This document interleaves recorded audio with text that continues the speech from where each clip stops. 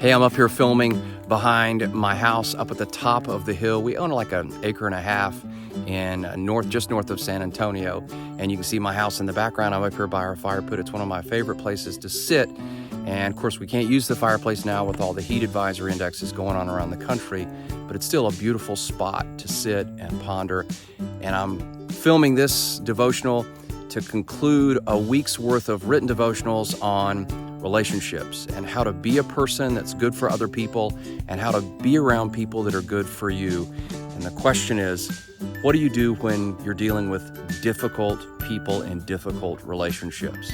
First, starting point for all Christians, as Jesus told us to look at yourself, and when you're complaining about others, see the speck in them, look at the log in your own eye. So let's acknowledge first, honestly, without discounting it, sometimes we're the difficult ones. The problems we have in relationships are due to our fallibilities, our sensitivities, past traumas. We don't know how to handle certain things.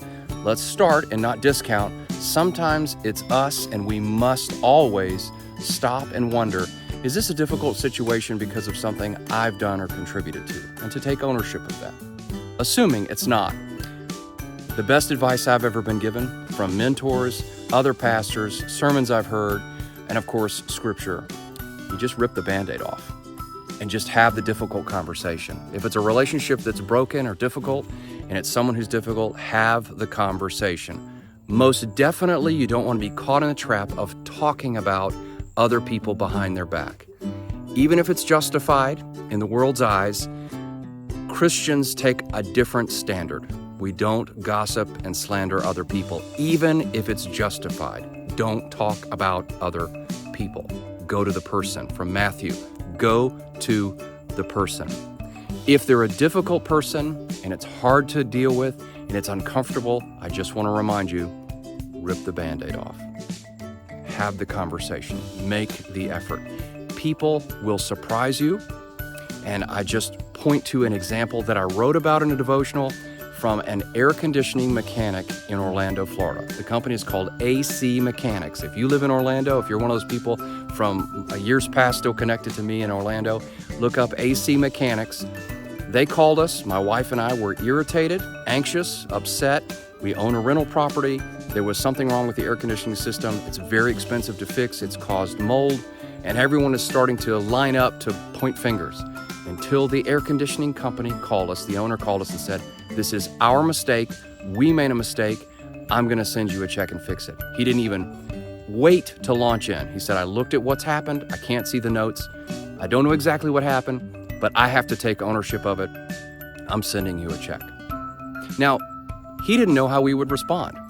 We could have still been livid and tried to threaten to sue or whatever. He just apologized, got to it, tried to make it right. That is a standard that's different from other people's standards. In relationships, we must hold to a higher standard, and that means sometimes we bleed. We apologize, people don't accept it. We do our best, people don't accept it.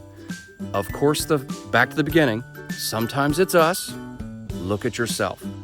But when it's not, when it's an issue with someone else, apologize, take ownership, do the best you can, and search your own heart. Have I taken a higher road to make this relationship right? It's not about fairness. It's not about who's right or wrong. It's about Christ as the standard, and He's very clear. Make things right between people as much as you can within what's in your control. Friends, I'm a pastor. I've got a lot of people who've left churches I've served. It's painful. I don't like it. I've had people leave and they won't talk to me. They won't tell me why. There's nothing sometimes you can do to make things right. It's painful, it hurts, but I always genuinely try and take the high road, even when people badmouth me.